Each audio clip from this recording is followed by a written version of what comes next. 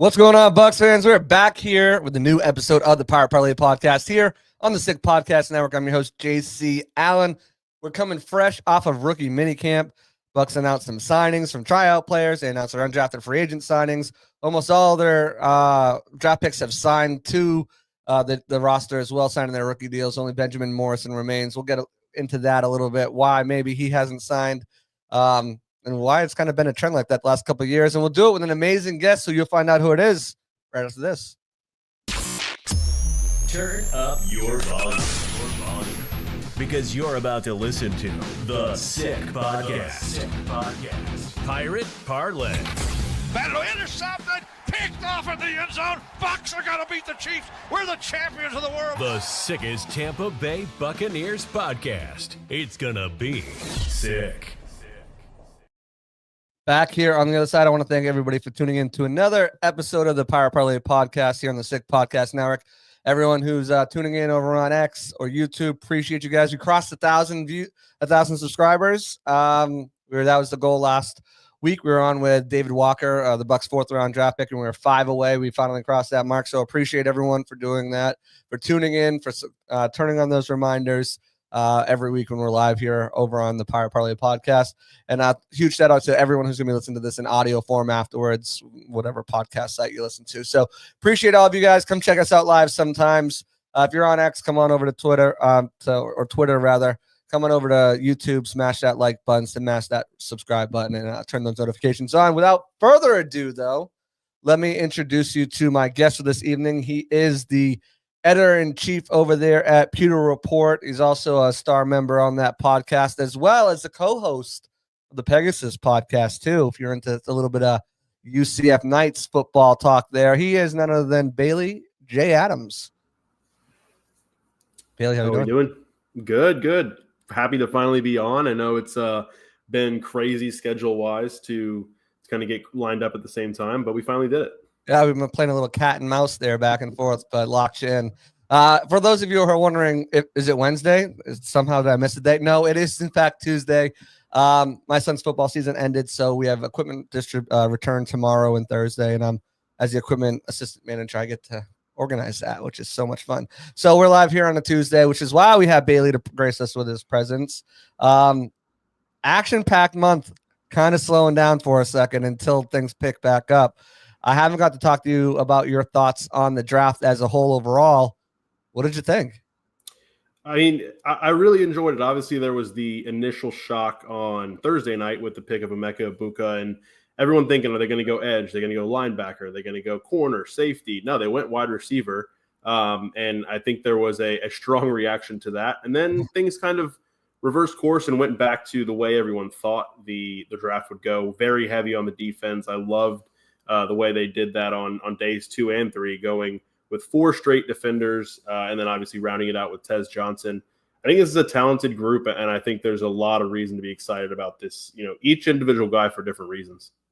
Let's kind of break that down. Wide receiver in the first round. What was beyond the shock? Did you get it, or are you still kind of like, well, there was some pass rushers, Donovan Ezeraku, who I know we all liked. Obviously, Jahad Campbell, Malachi Starks, 3 guys who, if you look at, are probably maybe not Ezeraku, but Campbell and Starks, they're starters right away. Whereas Egbuka, you just to have an emerging number 3 guy in Jalen McMillan. What were your thoughts right there besides the initial shock? Yeah, I mean, once the initial shock wore off, I got it. I know we talked a little bit over at Pewter Report about the possibility of drafting a wide receiver early. I didn't know it would be that early. I know, when it came to that, I don't think Egbuka was the one we thought was going to be there at 19 if they did take a receiver. But no, I do get it, and I do like it. This is a offense that's already top 5 in just about every category last year, obviously, under Liam Cohen. But, this year, new offensive coordinator Josh Grisard, you've got a very, very solid top 4 now. And obviously everybody knows Mike Evans, Chris Godwin, not getting any younger. Evans is in a contract year, hasn't shown signs of slowing down. I don't know if after this year they'll go year to year with him. I think he's still got more in him if he wants to play. And obviously Godwin just signed the 3-year deal, but coming off an injury, is about to be 29 or just turned 29.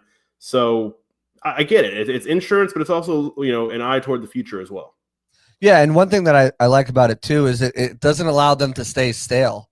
Like teams can't be like, well, they got Grizzard, but they're keeping a lot of the continuity and they're keeping a lot of the playbook intact. And they're sure there'll be tweaks, but when they roll out with this formation, we know it's going to be one of these things. Now with a Egbuka in the mix, it really opens up things where it's not just as cut and dry as we'll watch last year's tape. They can do a lot of different things. They go back-to-back defense on day two with two cornerbacks, no less, in Benjamin Morrison and Jacob Parrish. Parrish so far has been the talk of the town, and we'll get into our observations. I was there Friday for mini camp. He was there for Saturday. Parrish came down with interceptions on both days, so you have both of those things to talk about. But Morrison was someone I was really high on in the process. That hip, though, was the biggest question mark, but there's top 15 talent if he's healthy. You look at the ball production and everything like that. It was a calculated gamble. Do you think it's going to pay off for them? And could it be as soon as this year?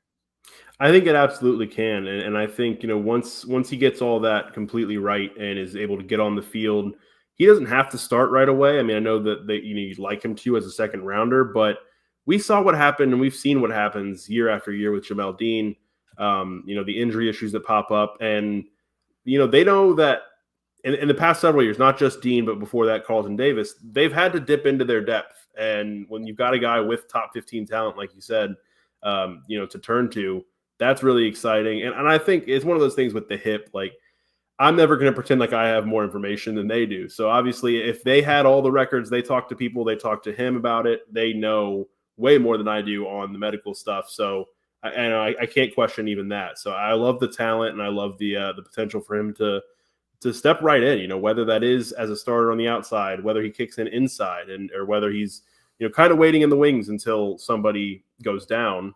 I love it. Bull says he doesn't like to rotate corners, but I distinctly remember in 2019 and 2020, Dean and SMB, him trying to figure out which one of those guys. Eventually they tried to move SMB inside as well. That didn't really work out that well, but having this plethora of cornerbacks that you can go to and guys who can play on the inside and then play on the outside. And Morrison, Coach Ross spoke today, and I saw different, everyone's, putting out there, whatever. And he's saying they're only going to use him as an outside cornerback right now, but Parrish is someone that they're cross-training for inside and outside. And it just adds to the depth, kind of a similar, what they did with SMB. He's looked really good so far, and I think a lot of things jump out when you watch the tape and when you look at this kid. But his size is the other thing. But so far through two practices, he's played bigger than his size, I think. What were your thoughts on this Parrish kid? I know he was probably in your ear a lot given Scott and his connections to Kansas State. I'm sure he was talking about him a lot. Surprisingly, before the draft and the pre-draft process, he wasn't. Scott wasn't really talking a whole lot about Parrish, but I think a guy that when you look at his tape and look what he did at Kansas State, he played bigger than his size there. And obviously playing a lot on the outside, a little bit of inside snaps as well. But what stood out to me, obviously only, a couple days into rookie minicamp and, a couple days into him being a Buccaneer, what Todd Bowles said about, I see him as an outside guy first, rather than, a guy that plays inside and outside. I think obviously like when he was drafted, it was immediately like, okay, well, look at his size. He can play in the slot and there's a need there. So I think that's the best fit, but I found it very interesting for Bowles to come out and straight up say, no, I see him as a guy who can play outside and we can cross train him on the inside, but he's an outside guy first. We'll see. Yeah. I mean, that could change with time, but that was an interesting point by him. It just throws more fuel on that outside battle too. With if Morrison's ready to go, potentially Dean, could he get lapped? Could he get replaced? He's certainly on notice after Bowles' comments after rookie minicamp, and certainly after the defensive, coaches spoke today. They want to get more turnovers, and one thing Dean is not good at is catching the balls that he's deflecting. If he caught just a quarter of them, he'd have the most interceptions in like the league. He'd be an all-pro. Yeah, right. All-pro. Easy. Before we jump onto the edge position, we've got supply and demand here in the comments saying, dude, we got to get Trey Hendrickson somehow. Obviously, the Bucs addressed it with Hassan Reddick, and then they double dipped and drafted with David Walker, who we'll talk about in a minute. But if Trey Hendrickson, let's just say because of the drama, because out there, the Bengals have lost some leverage. It was reported they're asking for a late 1, early 2. Let's say that plummets and it's now a 3rd-round pick. Is that something you'd be willing to take? And does it have to come with a caveat as he needs an extension this year? You know, if it was just change of scenery, get out of Bengals, things have soured. We'll see what happens. We've got you and Reddick. Let the best man win. We'll sign one of you at the end of the season type deal. Well, what's going to do to move the needle for you with Trey Hendrickson? I have a hard time saying no. I wouldn't trade a third rounder for a guy with 17.5 sacks in back-to-back seasons. But at the same time, it's one of those things where I know we're talking about it if the price goes down, but it was one of those moves for the Bucs in their situation that if it was going to happen at all, I thought it would have happened before. Before they signed Reddick, before they went and drafted a guy in David Walker, who they're very, very high on. So I'm just not sure where the fit is. I mean, obviously, you're not going to say, you're not going to trade for Trey Hendrickson and say, okay, you're going to be the number 3 off the bench. He's going to be starting, and then it comes down to, okay, well, is it Yaya? Is it a guy in Hassan Reddick who you're paying? It's only a 1-year deal, but you're paying pretty hefty price for. And does it upset the room? Does it, the balance of everything? I just don't know if it makes as much sense now with the way the room is set up as it might have, a couple months ago. I agree. It's fun to think about. It really is, though. Like, okay, even if you bump Yaya, now your 4-man rush depth chart, you're keeping 6 at the position. You've got Hassan and Hendrickson and Yaya and Braz and then Nelly and David Walker, and that's deep. That's waves. And Jason Light's been talking about waves, but it also it's tricky because both of these guys are in their 30s or going to be in their 30s next year, and they're going to want 20. In Hassan Reddick's case, probably $25 million if that's what Khalil Mack is. He's younger than Khalil Mack is getting, and obviously Hendrickson wants like 40. So it's tough. I don't know if that's something they would do. It is surprising, though, that the Bucs, I know they do want to sign some players in this offseason, probably Luke Gedeke and maybe Zion McCollum, Kate Otten, prime guys for an extension. But they did open up cap space. They have $26 million. Do you think that's kind of so in case they need something here in camp, something happens, or during the regular season? Because they're only going to need about, I would say, 8 or 9 million of that for normal expenses during the season usually. So they've got quite enough money to bring in a game changer potentially. Yeah, I think it's nice to have for sure. And when opportunities arise, they're not, strapped by the cap, and they can say, let's explore this. And I don't know, it obviously wasn't huge money or anything, but an end of training camp edition, like they've done in the past. They've done it before with Carl Nass. They did it with Leonard Fournette, obviously in 2020. So if something like that opens up, they don't have to say, oh, we don't have the cap for it. There's plenty of room. And yeah, like you mentioned, the extensions, they might want to get done with 1 or 2 of the guys at least. It's good to have that space. They could add an impact player with it, but we'll kind of see how the opportunities shake out, I guess.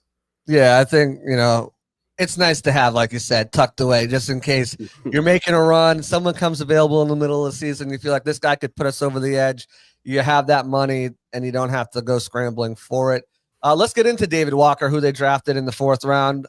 Guy's a stud. He's got a motor for days. Todd Bowles said on the first day of minicamp he was the fastest guy or the best guy in shorts and T-shirts. Powerful, compact. He's going to be a player, I feel like. And as you mentioned, the Bucs are super high on him. Were you high on this pick as well? I know he was one of you guys' best bets over there.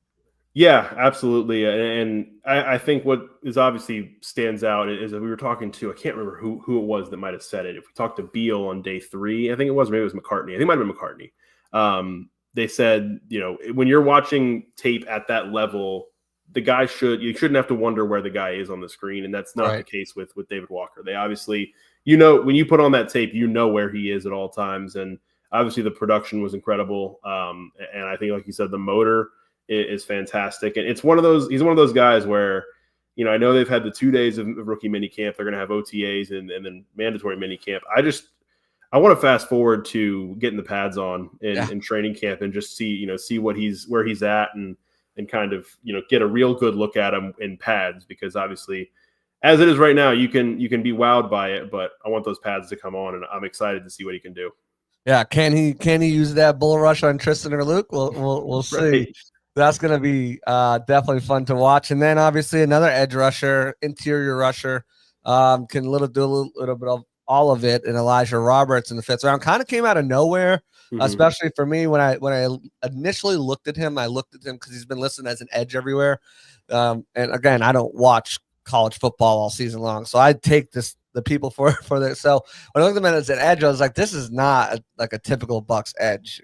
This is not something they look for. But then, especially, he didn't have the size. He's only 6'3". He's not 6'5". They usually like those bigger guys to be their prototypical 5, like the Logan Hall, William Golson type, and he's not that either. But then when they announced him as a defensive line, you go back and you look, he did some things inside here and there, but when you really look, okay, this guy could be a monster here if he's given the opportunity. 2 good years at SMU. What were your thoughts on that pick? I think the versatility is what stands out, and Todd Bowles loves his versatility, no matter what position we're talking about on defense. So the things, and even in the few times we've talked to, or the couple times we've talked to Elijah Roberts so far, I just love his attitude and demeanor as far as like he said, put me anywhere and I'm ready to produce. Like he can put me on the outside, I can rush, standing up, put me on the inside, do whatever, whatever they need me to do, I'm ready to do it. And I think he showed, in that time at SMU that he can do that. And I'm excited to see, how they kind of work him into the rotation, because things aren't super deep at D-line. Obviously, you got Vita, you've got Kalijah, but Logan Hall coming off a really good, breakout year, but he's going into a contract year. So some insurance here, I think, too, beyond just this year. Yeah, because they'll re-sign Greg Gaines to the same contract for the 4th year after the season, likely. But no, I mean, after that, if they keep 6 defensive linemen like they traditionally do, you've got CJ Brewer, who they re-signed, Mike Green's there, Adam Gossis, who they signed to a future deal, probably more, camp fodder, and there's a couple other guys that they have, and we'll talk about those once we move on undrafted. But we got one more guy who was almost undrafted. I couldn't believe he was there in the 7th round for him, but because of his size and questions about how he's going to hold up, he was there. Score for the Bucs, Tez Johnson, and he's got a Tasmanian devil chain that he wears, and he's got the energy like one too. What have been your thoughts on Tez Johnson? Not just seeing him, but actually talking to him as well. I mean, he's my favorite player in the class. I think I know he's the 7th rounder, but I love the guy's attitude and his energy. Yeah. Even from the Zoom call right after he was drafted, talking to him, saying he was saying he was the most elusive and the quickest receiver in the draft. And I mean, to be fair, I was looking, as we all do, looking at the mock drafts, 7 rounders and whatever throughout the whole pre-draft process, and I was seeing him go in the 4th round, the 5th round. So. It got to late on day 3, and I was like, "Wait, Tez Johnson hasn't been drafted." I didn't think the Bucs were going to double dip at wide receiver after drafting Egbuka in the 1st round. But when you look at what he can do and the kind of different element that he adds to that room, his potential to be the punt return guy, which is something they need to improve upon. I mean, he's a perfect fit. Obviously, he's friends with Bucky, so there's obviously some pre-existing friendship there, and I think he's going to be a seamless, almost like an Energizer Bunny. I know he referenced himself and Bucky as Energizer Bunny, so I think he's a great fit for this team.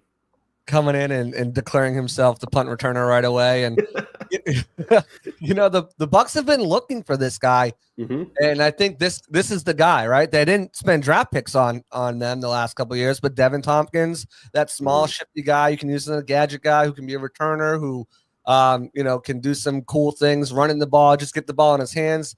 Cam Johnson was who they tried to do it with last year. He got banged up, and now they burned a draft pick on Tez Johnson. 235 out of 257. So, you take that risk there. But I had him as a 4th round best fit for the Bucs, and to get him in 7th, I thought was incredible value. And it's something again the Bucs have been looking to add to their roster, and they finally have a guy right there. And super excited about him. I think it's gonna be a lot of fun too. I think I'm sure Sean Scott is already planting the seeds for your diary there for Tez, because that's be fun.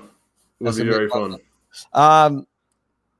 They weren't done. They weren't done after the draft, though. They went out and they signed some pretty expensive guys as undrafted free agents. Most notably, the biggest name out there might not be the biggest player, but Shiloh Sanders certainly is the biggest name in their draft class just because of that last name in the family. But they also did sign the biggest player in the draft as well afterwards, and Desmond Watson. Other guys, Jake Majors, at center from Texas, Ben Scott, the center guard from Nebraska, and Ben Chukwuma was the other big one. JJ Roberts, another guy who I know Peter Report liked as well as I did. They signed him as well. What were your thoughts of the UDFA class? What kind of, when you first saw it, who jumped out to you and for what reasons? Impossible for Desmond Watson to not jump out right away. Obviously, that was kind of the big buzz right after the draft ended. And obviously the big name in Shiloh Sanders. But JJ Roberts is one that, I was kind of surprised he went undrafted. A smaller guy, but some good production over the course of his college career. And I think John Bullock, the Nebraska linebacker, just because of, the not necessarily hole right now on the active roster on the 53-man, but, the bottom of that depth chart gets thin quickly.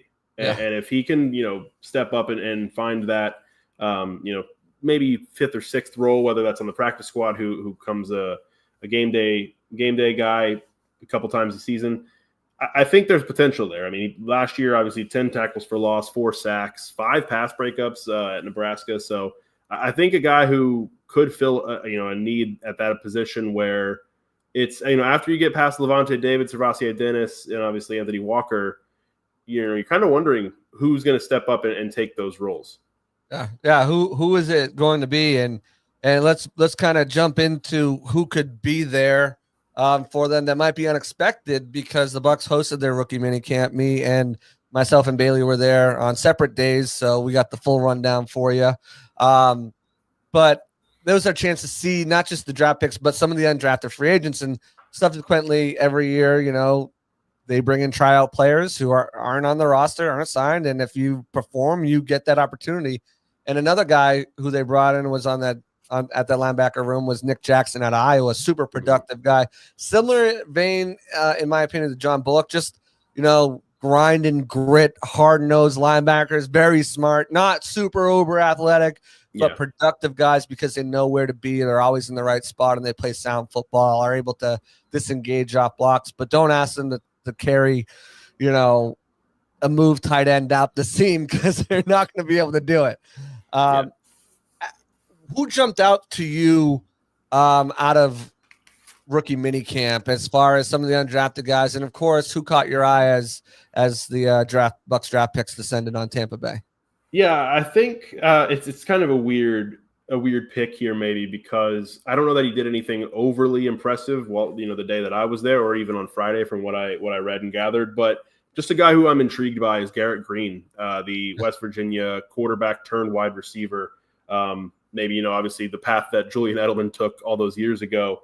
It's going to be hard to crack this wide receiver room. It's hard to crack the practice squad, baby. Yeah, it is. Because you kind of forget when you bring in all these guys that, they're not stars, but some of the guys like Ryan Miller, like Raheem Jarrett, like Cameron Johnson, who you mentioned a second ago, like those guys are still around and they're still going to be fighting for those spots. And, there are fewer spots to fight for now. And so that means, there's going to be cuts somewhere where, they fill some of those guys, they can stash them on the practice squad, but there's going to be maybe one less practice squad spot because of the trickle down. But Garrett Green, just the athleticism was evident all the time when he was at West Virginia anyway. He was very much a mobile quarterback. I got to see him play against UCF a couple times, I think it was. And he was catching some punts on Saturday when I was there. So just curious to kind of see how his journey unfolds, whether or not he can have a good camp, maybe a good preseason, and steal one of those roster spots. But you mentioned the draft picks and who stood out. Obviously, the one is Jacob Parrish with his interception, pick 6 on Friday, and then another one on Saturday. Just a guy who's getting his hands on the football already, and you love to see that, considering where the Bucs are with the 7 interceptions last year. Yeah, I agree. I think obviously when you're able to make a play like that, 2 pick 6s in the weekend, the one he did on Friday, broke on a route. And pure disclaimer here, and I'm Bailey can attest to this as well. The quarterback play wasn't great. Yeah. Not great. Some camp arms there. But no, just being able to, one thing you want to look for in a cornerback, especially, and this is probably one of the best kind of things to see. You don't need pads to really see like you do linemen and stuff like that, is their ability to read, react, and make plays and break on the ball. And he did it twice in the one day. And the day one was a leaping one, showing his ability to get high. His RAS scores were incredible. Obviously, 4.37 speed too. So he definitely jumped out. Another guy who jumped out, someone I mentioned a little bit earlier, Jake Majors, the center from Texas. He was getting some reps at guard, but even though they're not in pads, the one thing you can take away from linemen is their communication and being able to get guys set up. You got to remember, everyone coming in here is fairly new. They did have a couple guys who were back. Eric Greenfield was there, Luke Haggard, Lorenz Metz. So it's not like it was completely, guys that didn't know what they're doing, but still the ability to communicate, especially to the guys next to you. I thought he did a good job doing that, and he's wide as a refrigerator. So I think they've got some good guys on this team that they've secured that could have a shot at making the 53-man roster. Yeah, Majors intrigues me obviously because of the presumed opening there. Obviously with Robert Hainsey gone to Jacksonville, you don't really know who the backup center is going to be.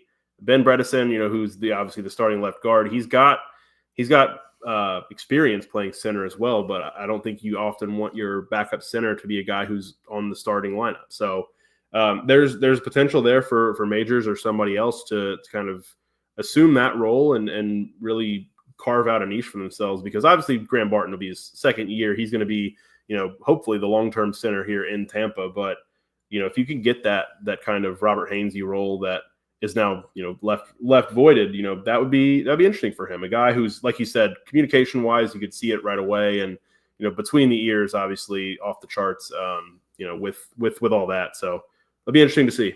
Yeah, I think it's going to come down to, and we'll kind of shift over to who could have the possible, what spots are open. I think quarterback, forget about it. I think running back, forget about it pretty much as well. There's not going to be any. Wide receiver is going to be very interesting.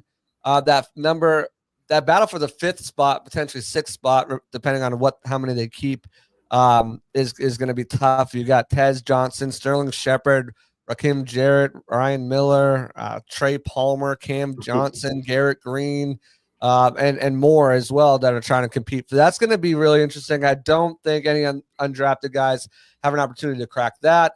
They don't have an undrafted tight end because the guy that they did have decided he didn't want to play football after rookie minicamp. He's like, "God, I can't do this heat."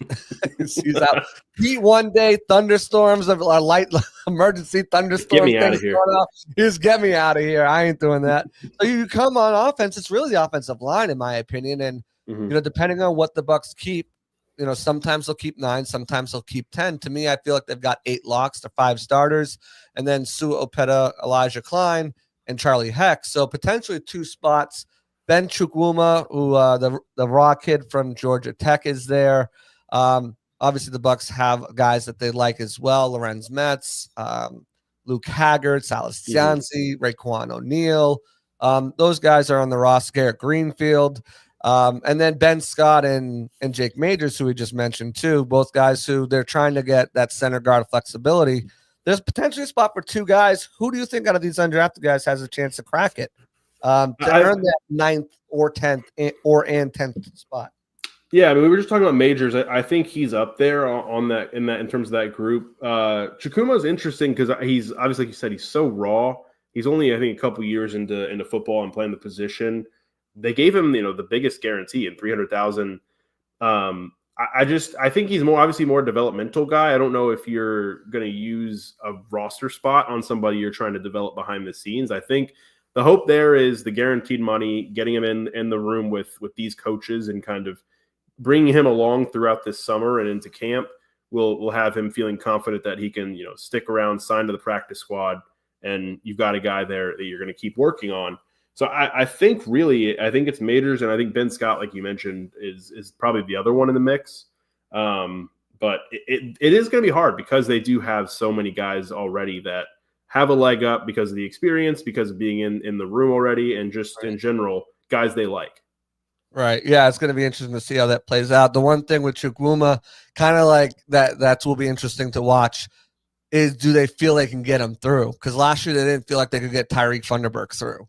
So they kept him on the roster and ended up, being a mainstay there. But it'll be interesting to see how he progresses because they really like him because he's like a lump of clay And he doesn't have a lot of bad habits, and the ones that they do aren't ingrained in him since high school, and they feel like they can move him around. So it's going to be interesting. Defensive line is another position. I think they just signed Devon J. Thomas from Penn State. He was a tryout player, but obviously the big one everyone we've talked about is Watson out of Florida. I mentioned it earlier. There's not a lot of competition there. If the Bucs keep 6 like they usually do, one of those guys has just got to beat out a guy like Brewer Green, who's fallen out of favor, not all the way off the team, but from active roster to practice squad, and Gotsis and the other kid that they signed, who I can't remember. So that just tells you, you know. Yeah, if you ask me right now, I'd say that spot probably is still going to go to Brewer. I have a hard time seeing Desmond Watson making the roster. I don't think, and that doesn't have to be a bad thing. I think the hope with him is they keep working on, you know, his habits and, you know, his body, and help him. If they're seeing progress with him by roster cut time, then it's probably at that point a no-brainer. You've already invested some in this guy who, I mean, he didn't play a whole lot of snaps at Florida because of, you know, the conditioning or all that, but a guy that I think is very interesting and very capable, obviously at his size. And even if you knock that down, I don't know what the target number should or could be realistically, but an intriguing thought having him next to Vita Vea, even if it's for a few snaps a game. I don't think he makes it out of camp, but somebody I would love for the Bucs to be able to hold on to on the practice squad for the future. Yeah, he's got good lateral movement. You saw him working the ladder, impressed a lot of people around. No idea how you can do that at that size. Like I better than I can do it, and I'm, you know. His back pedal wasn't too bad either. I saw that during warm-up, so I was like, oh, okay, geez, all right, let's go. But yeah, obviously he's got to lose some weight. But the good thing is, like, you can come up with a couple different packages, you know, to really clog up the middle. And let some guys just run around free and stuff like that. If he does the roster, sign him to the practice squad and activate him for the Eagles game. There you go. That's I think the strategy. I'm surprised we haven't got that leaked yet. You know, the whole freaking Eagles schedule's out by now, and there have been a few things that have come out. We'll talk about that in a minute, but I want to move on to the outside linebacker position. There's nobody. They didn't sign any undrafted guys. They've got their 6, 7 guys, and they are content with them. Look, my question to you: last year they kept 6. They probably keep 6 again. Is it Watts or Ramirez? I don't know. It's like it's now or never for both of them. It feels like it's just, and I don't know which one has the leg up at this point. They feel so similar in where they are in terms of their standing. I lean Ramirez just based on kind of some of the improvements we saw from him last year. But that's going to be a heck of a battle. Yeah, they've mentioned Ramirez multiple times this year. I've yet to hear Watts' name, so I think that gives him a bit of a leg up too. You know, Jason mentioned him, Foot mentioned today. Linebackers, another. We've just talked about that, right? And there's an opportunity for Bullock, and once you get past David, Servasi, and Walker, who I think are the 3 locks, obviously they want Dennis to win that job. You have Deion Jones, who came in and played package role for them, as well as playing some special teams. But Antonio Greer was mostly a special teams player when he was on and off the roster a few times and elevated. And then they have the 2 guys. They released Deion Jennings to make room for Nick Jackson out of Iowa and John Bullock, 2 guys. This is a spot to watch, I feel like, because do you go with youth or do you go with a guy who's got experience? He's not going to be a huge special teamer for you, but you can put him in certain plays and you know that he can handle it because he did it towards the end of the season last year. You know, you can put in packages that he can go out there and excel. And he's another guy who's good in coverage, where these guys are, I don't want to say they're more KJ Britt-esque, where their skill set is downhill, first, second down type guys. Being the heady type of linebackers, as Todd Bowles likes to say. I mean, yes. Yeah. If you ask me, it's May 13th. If you ask me now, I lean Deion Jones because of that experience, because he in sparing role or playing sparingly toward the end of last year showed that he still can do some of the things they need him to do. Again, this is another situation where you'd love to keep 1 or 2, both of these guys on the practice squad, because there's just not a lot of depth within the organization at linebacker right now. So, but yeah, I think right now that's the one spot I think on this roster where I am surprised they didn't address it a little bit more. They must feel very good about Servasi Dennis staying healthy, and obviously what they have in a guy like Walker who they brought in this offseason. But yeah, I think they're kind of just rolling with that group right now. A pretty much a veteran group with, obviously Servassier being the young guy in there, even though it's his third year. I think that's where they are. I think they're rolling into the season with those four. It's interesting because Servassier, he's shown you glimpses, and it's funny. I was talking to Scott about this at the draft. We were talking about, after I think it was day 3, they didn't address linebacker. We're like, well, Servassier is someone who Bucs fans had now been clamoring for the last 2 years about his coverage ability, especially last year. We lost our best coverage linebacker when coming out of the draft. That was the biggest question mark around him, was could he cover, because he had 7 or 9 sacks his final year, and he didn't drop because he was so good at blitzing. And now for us to be like, we need that cover linebacker like Servassier. But no, he's very smart. I think he'll, if he's healthy, I think he's going to be fine. I think it's going to be really good, actually. I had Levante David on last year, and I asked him point blank, is he someone who can, succeed you? Can he be the guy who replaces Levante? And he said, without a doubt. I think he's got the ability and he's got the mental to do it. So let's hope he can stay healthy. Yeah, I mean that's the big thing with him, and obviously we saw the glimpses of his coverage ability pretty early on, and kind of similar to what Jacob Parrish has done in rookie minicamp. Yeah. I think Servassier's interceptions. I think he had one in rookie minicamp. I think he had one either in OTAs or mandatory minicamp. Yeah, so his were spread out a little bit more than the back-to-back days Parrish had him, but it kind of reminded me of that a little bit. And yeah, that's the big thing is can he stay healthy? And I think they think that the shoulder issues behind him now that he's had the surgery, and just got to hope that's the case. I mean, you can never really know with any player, but that is the one that you're going to have to take a gamble on this year. I feel like they're doing the same thing, albeit with a little less pressing of a need with Benjamin Morrison too. The surgery's done; it's behind him. He doesn't have to have it as a pro. We're good. All right, let's get back out there. Speaking of Morrison and the defensive backs, before we jump to the schedule and get on out of here, this is going to be interesting because the Bucs typically like to keep 6 corners and 4 safeties, but with the versatility in this defensive backfield, it's really going to, I think, potentially allow them to maybe keep 5 corners and 5 safeties if someone really impresses. And they're really stacked at safety this year, I feel like.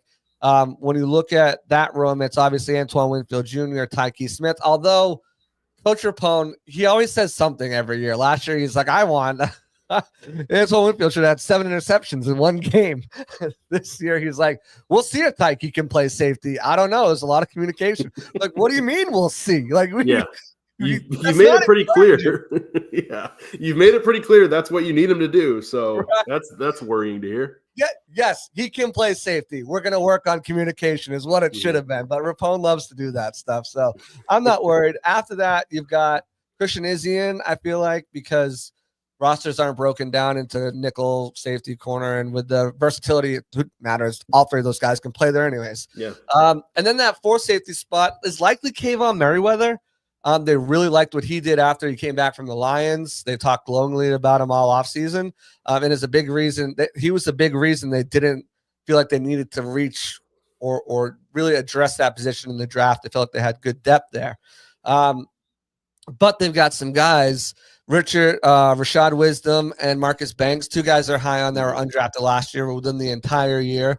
And then obviously the 2 big acquisitions, Shiloh Sanders is the big name, who I wasn't there on Saturday, but class act, huh? The only other person I've heard of ever doing that was the same off season was Tyler Lockett with the Titans. I've never heard of anyone doing that. So, But and then JJ Roberts as well. So, if they are set with 4, they've got 4 guys they like. They're probably not going to keep 4 guys on the practice squad at safety.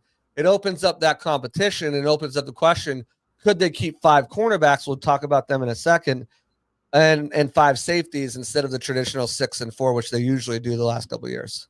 Yeah, I think a lot of it depends on how you qualify or how you kind of label, which I know you don't have to, but how you label Christian Izien. Because if you're including him in the 4 safeties they're keeping, obviously that opens up another spot at corner. If you kind of say, well, he's more of a slot guy who can play safety, and he's one of the 6 corners, then a spot opens up at safety. So it'll just be interesting to see. It's a numbers game, obviously, as it always is with the 53-man, but there are a lot of really intriguing candidates for just a few roles. Right. And then corner, I mean, obviously you have got Jamel Dean and Zion locked in and Morris and Parrish locked in there. They went out and they signed Kendall Vildor, re-signed a guy like Bryce Hall, who went down earlier in the year, week 1, as a matter of fact, was lost for the season. Then they have Josh Hayes and Tyreek Funderburk still on the roster, and they signed Roman Parody as an undrafted free agent. Sorry, bud. There's a ton. So you look at that. I mean, you're already 4 deep there. You're 4 deep there. Where you keep the other 2 guys? If you had to say, there's an undrafted roster out of these, let's say, out of the 2 final available spots, either at corner or safety, did one of these guys crack the team? And who's it going to be, if you think? I have a hard time saying yes, honestly. I think it's a no right now. Obviously, we've got a long off season to go, and maybe somebody kind of stands out a little bit more than one of the incumbents. But like you mentioned, they like Hayes, obviously, especially on special teams. And that's where a lot of this is going to come down to is if any of these guys can outshine the incumbents on special teams and warrant taking their roster spot. So, I think Hayes might be that last guy in that room. But obviously, they signed Vildor, they re-sign Hall. I have a hard time seeing any of the undrafted corners cracking that spot. And then at safety, I think they just roll with Merriweather. And I don't know what the future holds. If Shiloh Sanders doesn't make the 53-man, is he going to be content on the Bucs practice squad? Is he going to go look for an opportunity elsewhere? Right. Same thing with Roberts, I guess. It all comes down to that. But I think Roberts is maybe my favorite if somebody's going to take a spot, just because of some of that ball production. He had 14 pass breakups last year. But it's a corner too, so he's got that versatility and speed. It's such a unique spot and something that we've seen obviously over the last several off seasons. Now that the Bucs have been having all this success, I remember growing up my entire life, it was, are they going to even be able to fill out a roster with NFL quality players? And now it's like they have too many. So it's not a bad spot to be in. They've got such a solid roster, and they're drafting so well and finding some of these gems in undrafted free agency. They're able to, fill the few remaining spots they do have with some really quality players. Yeah, and Benjamin Morrison still to sign his contract, which should come soon, and then I think he's in the mix for potentially starting if he's ready to go training camp and looks good. All that guaranteed money contract language, whatever that is, in that second round, everyone's trying to one up each other from the last year. I think whoever was the first pick got it fully guaranteed, first and second pick. But a couple rumors out here that will get you out of here because it is scheduled release day tomorrow. First off, what game are you most looking forward to? Have you already kind of picked out which games you're going to this year? Which matchup are you looking forward to the most? I think we wrote about this a little bit in our roundtable today. I think just in terms of which game should be in prime time, and I'm looking forward to the Falcons games. I think just there's got to be some sort of revenge factor there for the Bucs. Yes. Obviously losing both of those games last year in pretty crushing fashion. Obviously the game in Atlanta in overtime, and then being without, pretty shorthanded for that game at home in the creamsicle game and still losing it. Still managed to win the division, but I think they would rather win the division with, having at least split. Yeah, at least split the Falcons and not relying on outside help like they had to. So those games especially, obviously it's always a big deal when you're playing the defending champions. So the Eagles one stands out as well. And then I think the Bills road game is really interesting to me. We'll see where they place that one. Yeah, if it's cold, I don't know if I'll go, but I plan on going to New Orleans this year, complete the NFC South tour, and I want to go to one more game. We'll see which that ends up tomorrow, as soon as tomorrow, because one of the games I am looking forward to, I wasn't going to make that trek, although it's easier when you have friends in cities, so you're like, hey, I'm not paying for a hotel, I'm going to crash on your couch. But the Rams is what I'm looking forward to because it's funny because Bulls has now had guys who are McVay-esque. Obviously, Cohen came right from him, and Grizzard is kind of in that learn from him. But Shanahan and Bulls has always struggled against Sean McVay. So now that he's gone up against his offense pretty much in practice, is that going to be the same storyline? And if you believe some people out there, and it looks like there's one credible leaker out there, it was reported first by Pat Donovan, but it looks like to be confirmed that Rams game that I'm looking forward to is going to be on Turkey Day in the primetime spot. Primetime game against the Rams. Doesn't sound Don't like good.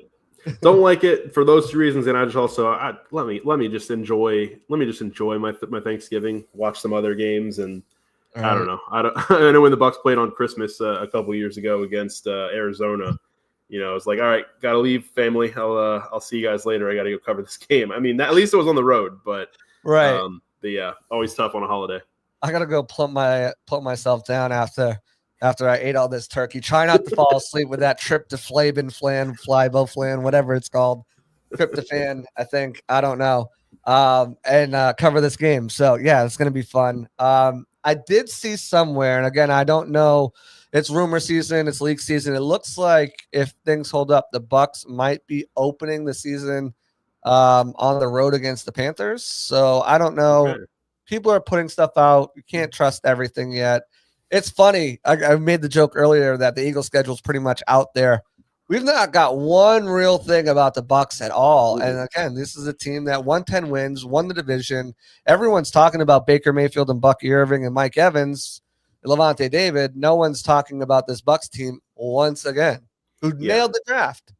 Yeah, and one thing I will say on the potential of them opening on the road, it's something that's never been a real problem before, but I obviously have a lot of insight into it as a Rays fan. Is the Rays are playing right across the street this season, and they've got a home game on September 7th at 12:10 and a home game on September 21st at 12:10. So if they're trying to kind of do the Bucs and the Rays a favor, and maybe lighten up Del Mabry a little bit on those days, don't double book those two venues. We'll see. We'll see how that works out. But I think that the Rays might have even put a request in. I might have read that the other day in the Tampa Bay Times. So maybe weeks 1 and 3, the Bucs will be on the road to avoid that problem.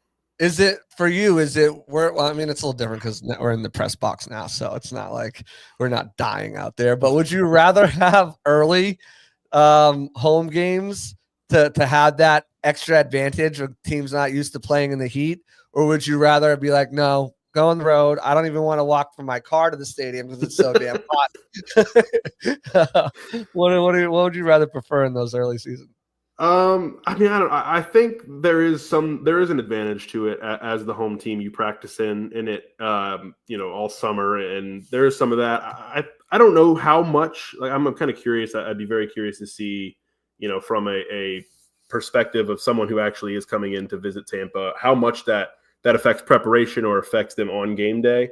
For me, it's really neither here nor there. I think there's inherent advantages to both of them, but. Right. I think the walk. I always enjoy the walk a little bit more from the car to the will call and into the press box when it's later in the season. Yeah, that's true. But then it becomes like there's a vacation for these other teams who are playing in 32, practicing out 32 degrees. They come where it's like 80 and low 80s, high 70s or whatever like that. Yeah. It's beautiful for them. Bailey, I want to thank you so much for hopping on the podcast with me. Finally got you on. It's been a blast talking with you. Give me your thoughts. Give me one thing, the prediction for the schedule tomorrow that you're thinking might happen. Something that might come true. Obviously, looks like the Bucs will be playing the Rams in LA on Thanksgiving. And give me your one stadium you want to go to this year. So I think, I don't know. I wrote about this today in the roundtable, and I'm just kind of trying to will it into existence. The Bucs obviously played on the road in Atlanta last season. In prime time, I think the Bucs should have a primetime home game against the Falcons this year, kind of returning the favor. It's going to be the big marquee matchup, the 4-time defending NFC South champions, trying to hold on to the crown, Falcons being their top challengers for it. I think the Bucs, I mean, even though, I don't know, a lot of fans will probably cringe at that because they don't want any primetime games if they can help it, given the Bucs history in there. Yeah. But I think that's one thing, just maybe a prediction that I'll throw out there. And as far as what stadium I want to go to, I'm having a hard time. Obviously, I've been kind of traveling all over the place this spring and summer, so we'll see if I make it to one this fall. New Orleans is one. You will. Which one? I don't know if I will. The funds might not be there for me. New Orleans is one I want to go to. I know obviously the easy one would be Miami, and I've actually never been to that stadium either. So maybe I'll make that drive.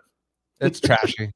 I went there in 2019 when I first moved down here for a Patriots game. It was actually the Antonio Brown Patriots game. It was one and only game that he was with them. It's just a trashy stadium, but I'll probably do that one too because I'm there. So it's easy. Yeah, it's easy. I'll do that one. I'll do New Orleans, and I want to maybe go somewhere else too. So I can't remember off the top of my head. I'm definitely not going to Buffalo. Definitely not going to the Rams. What are the other ones?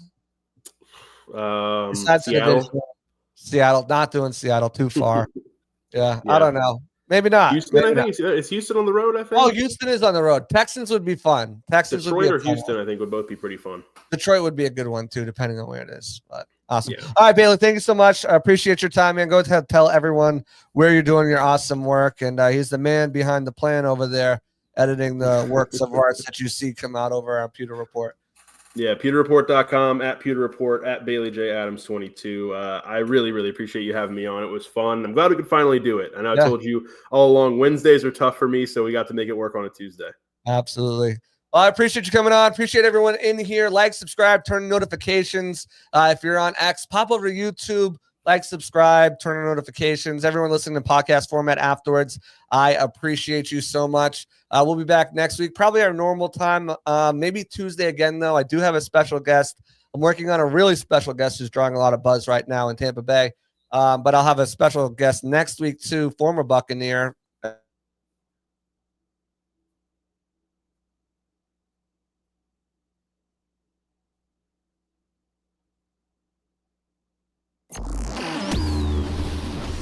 And that's a wrap. Hope you don't miss us too much until next time. Follow the Sick Podcast Pirate Parlay on YouTube, Facebook, Google Play, and Apple Podcasts.